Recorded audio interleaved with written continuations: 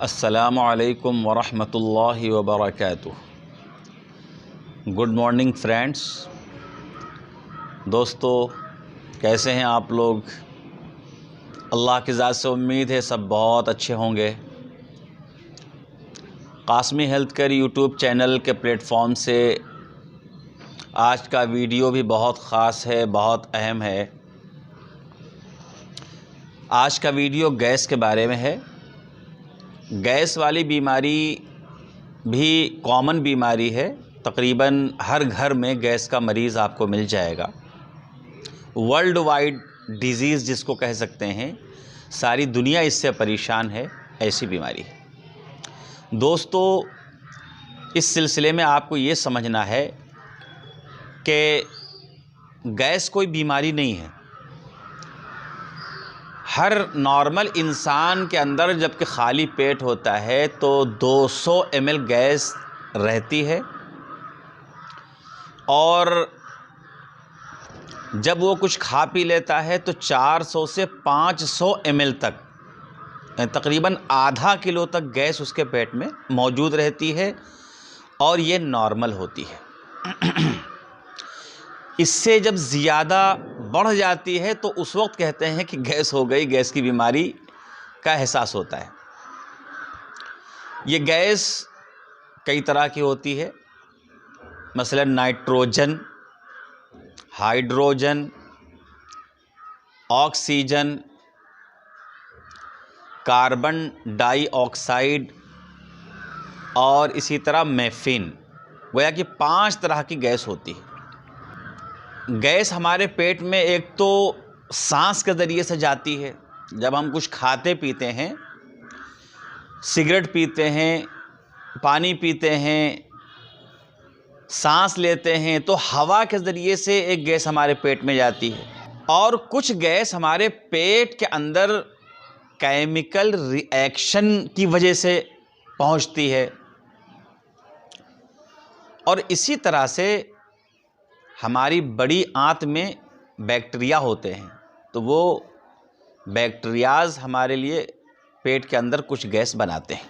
تو یہ گیس جیسا کہ میں نے ابھی عرض کیا، خالی پیٹ میں 200 ml، اور کھانے پینے کے بعد 400 سے 500 ml گیس،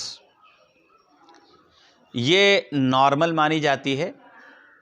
اور اسی طرح یہ سمجھنا چاہیے کہ اگر انسان کے نچلے حصے سے، مقعد کے ذریعے سے 10 سے 30 مرتبہ گیس نکلتی ہے تو 10 سے 30 مرتبہ تک اس کو نارمل مانا جاتا ہے۔ اگر اس سے زیادہ گیس کا اخراج ہوتا ہے تو وہ پھر اب نارمل مانا جاتا ہے۔ تو وہ گویا کہ کسی بیماری کی علامت ہوتا ہے، کسی بیماری کا سنکیت ہوتا ہے۔ اس کے علاوہ گیس منہ سے آتی ہے، پیٹ میں جاتی ہے، چھوٹی بڑی آنت میں جاتی ہے، تو اگر اس کو باہر نکلنے میں کوئی رکاوٹ ہوتی ہے تو پھر پیٹ پھولنے لگتا ہے۔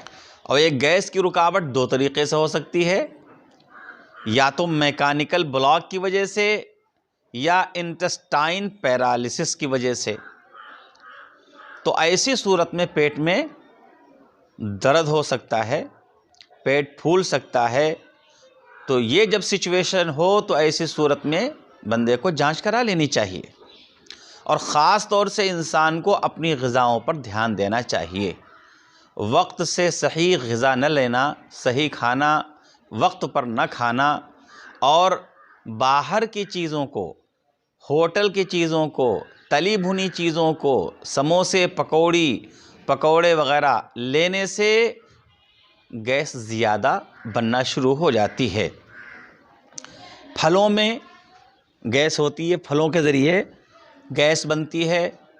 سبزیاں بھی گیس بناتی ہیں، لیکن ان میں خاص طور سے کچھ سبزیاں ایسی ہیں جنہیں ہمیں یاد رکھ لینا چاہیے، جیسے راجمہ ہے، چنا ہے، چھولے ہیں، پتہ گوبھی وغیرہ، ان سے گیس زیادہ بنتی ہے۔ تو دوستو گیس کی جو بیماری ہے وہ بہت حد تک ہمارے کھانے پر منحصر ہے کہ ہماری غذا کیسی ہے، ہمارا کھانا کیسا ہے۔ تو جو چیزیں گیس بنانے والی ہیں ان سے ہمیں تھوڑا سا احتیاط اور پرہیز کر لینا چاہیے۔ پیٹ میں انفیکشن کی وجہ سے بھی گیس بن سکتی ہے۔ اب یہ سمجھیے کہ میڈیکل سائنس میں دیکھا جائے تو پیٹ کی تکلیف اور گیس کے لیے کوئی دوا موجود نہیں ہے۔ میڈیکل سائنس سے مراد ایلوپیتھک میڈیسن ہے، انگریزی دوا جس کو کہتے ہیں۔ انگریزی دوا یا ایلوپیتھک دواؤں میں جب گیس کا مریض کسی ڈاکٹر کے پاس جاتا ہے تو وہ آنتوں کی حرکت کو بڑھانے والی کچھ دوا دے دیتے ہیں اور کچھ نظام ہضم کو صحیح کرنے کے لیے ہاضمہ درست کرنے والی دوائیں دے دی جاتی ہیں، اور اس سے ہٹ کر اصل دوا گیس کی یا پیٹ کی کسی بیماری کی ایلوپیتھ میں دوا موجود نہیں ہے۔ نیچرل اور فطری طریقے ہی سے غذاؤں کے ذریعے سے اس کا علاج کرنا چاہیے۔ پھلوں میں انار پیٹ کے لیے بہت مفید ہے، اور اسی طرح ہم جو کچھ بھی کھائیں وہ آہستہ آہستہ چبا چبا کر کھانا چاہیے۔ تو ایسی صورت میں گیس کی بیماری پہ کافی حد تک بغیر کسی دوا کے بھی کنٹرول کیا جا سکتا ہے۔ دوستو، اب آئیے میں آپ کو بہت چھوٹے چھوٹے 2 دیسی نسخے بتاتا ہوں، ان کا استعمال تھوڑے دنوں تک کر لیجئے۔ گیس کی بیماری سے انشاءاللہ پوری طریقے سے آپ کو راحت اور چھٹکارا مل جائے گا۔ پہلی چیز ہے اس میں ادرک۔ آپ تقریباً 100-125 گرام کا ایک ٹکڑا لے لیجئے ادرک کا، اور اس کو کسی برتن میں رکھ کے آہستہ آہستہ کسی چیز سے کوٹیے۔ ویسے تو جوسر سے بھی اس کا جوس نکالا جا سکتا ہے، لیکن سب سے بہتر طریقہ جو فائدہ مند ہے، سود مند ہے، وہ یہی ہے کہ اس کو کسی چیز سے آہستہ آہستہ حرکت دے کر کوٹنا چاہیے۔ تھوڑی دیر کے بعد اس میں سے عرق نکلنا شروع ہو جائے گا، پھر کسی اچھے چمچ وغیرہ سے اس کو رگڑ کے پوری طریقے سے عرق نکال لینا چاہیے۔ جب عرق نکل جائے تو اس کو چھان لینا چاہیے، اور اس میں تقریباً 50 ml پانی ملا کر صبح نہار آپ پی لیجئے، اور اس کے 2 گھنٹے تک آپ کچھ بھی نہ کھائیے۔ ایسا عمل آپ 1 ہفتہ کر لیجئے، دیکھیے آپ گیس کے بیماری سے کتنی راحت آپ کو مل جائے گی۔ دوسرا نسخہ مختصر سا یہ ہے کہ پودینے کی پتیاں آپ کی مٹھی میں جتنی آ جائیں، مٹھی بھر، یوں آپ مٹھی سمجھ لیجئے، اس مٹھی میں پودینے کی ہری پتیاں جتنی آ جائیں اتنی پتیوں کو آپ کسی برتن میں رکھ کر اور آہستہ آہستہ چوٹ دے کر اس کا عرق نکالیے۔ آپ آخر میں کسی چیز سے اچھی طرح سے مسل کے اس کا عرق نکالیے، اور پھر اس کے بعد اس کو آپ چھان لیجئے، اور بالکل اسی طرح 50 ml کے قریب پانی ملا کر آپ اس کو پی لیجئے۔ کچھ لوگ ڈائریکٹ ہی پی لیتے ہیں، لیکن بہتر ہے آپ پانی ملا کر استعمال کیجئے، اور اس کے 2 گھنٹے تک کچھ بھی نہ کھائیے، اس کے بعد آپ کھانا پینا اپنا کیجئے۔ انشاءاللہ یہ نسخہ بھی آپ کو گیس کی بیماری سے کافی حد تک چھٹکارا دلا سکتا ہے۔ جہاں تک بات میری عادت کے مطابق ہومیوپیتھ دواؤں کی ہے، تو دوستو اس سلسلے میں بھی آپ کو تھوڑی تفصیل سمجھ لینا چاہیے۔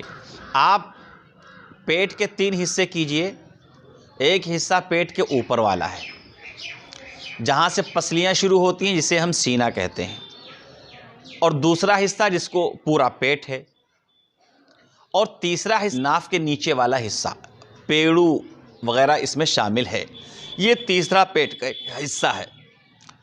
بعض لوگ یہ کہتے ہیں کہ حلق میں اور سینے میں جلن پیدا ہوتی ہے، اور بائیں سائیڈ میں دل کے پاس درد ہوتا ہے، اور ان کو بدہضمی بھی ہو جاتی ہے، اور بعض وقت تو انسان پریشان ہو جاتا ہے کہ کہیں دل کی بیماری تو اس کو نہیں ہو گئی۔ ڈاکٹروں کے پاس بھی جاتا ہے، وہ پورا چیک اپ وغیرہ کرتے ہیں، اس کے بعد یہ کہتے ہیں کہ دل کا کوئی مرض لاحق نہیں ہے، یہ صرف گیس ہے۔ تو سینے کے اوپری حصے میں درد ہو، پریشانی ہو، اور پھیپھڑوں کے پاس بھی ہلکا سا دباؤ محسوس کرے، سینے میں جلن ہو، اور ڈکار میں کھٹا پن ہو، اسی طرح منہ میں بدبو ہو سکتی ہے، ڈکار میں بھی بدبو ہو سکتی ہے، آنتوں میں ہوا بھرے گی، کھانا کھاتے ہی محسوس ہوگا کہ گیس بن گئی ہے، استنجا ڈھیلا ہوگا اور استنجا کا کوئی ٹائم نہیں ہوگا، ارریگولر ہوگا، کوئی وقت نہیں ہوگا، اور ایسے لوگ ڈکار کے ذریعے سے گیس کے خارج ہونے پر یا نیچے سے گیس کے نکلنے پر راحت محسوس کرتے ہیں۔ تو اگر یہ علامات پائی جاتی ہیں تو آپ کو یاد رکھ لینا چاہیے کاربوویج 30 پوٹنسی میں صرف 2 وقت صبح دوپہر شام تھوڑے دنوں کے استعمال سے آپ کو راحت مل جائے گی۔ یہ تو ہو گیا اوپری حصہ جس کو ہم پیٹ کہتے ہیں، پورا پیٹ۔ تو پورے پیٹ میں گیس بن جائے، پیٹ پھولا ہوا ہو اور اتنا زیادہ پھولا ہوا پیٹ ہو کہ پیٹ کے پھٹنے کا اندیشہ محسوس کرے، کہیں ایسا نہیں کہ پیٹ پھٹ سکتا ہے۔ ڈکار اور نیچے کے ذریعے گیس اگر نکلتی بھی ہے تو بھی اس کو راحت اور سکون نہیں ملتا ہے۔ اگر یہ علامات پائی جاتی ہیں تو ہومیوپیتھک دوا چائنا 30 پوٹنسی میں یاد رکھ لینا چاہیے۔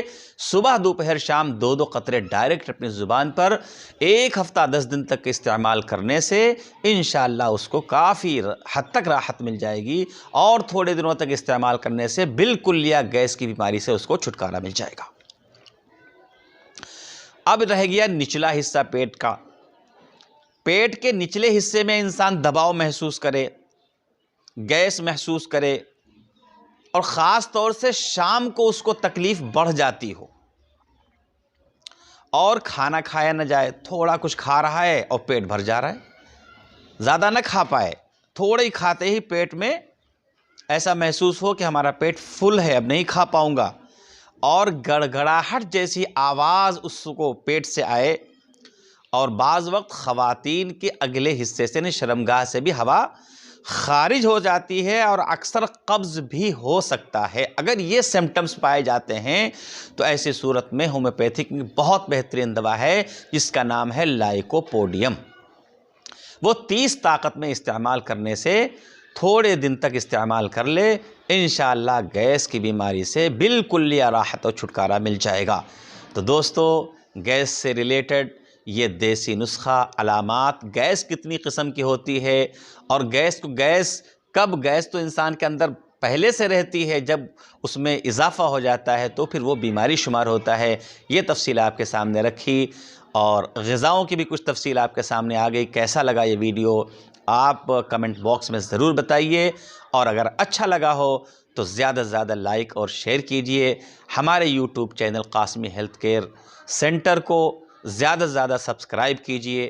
چلیے ملتے ہیں اگلے کسی اچھے ویڈیو کے ساتھ۔ السلام علیکم ورحمۃ اللہ وبرکاتہ۔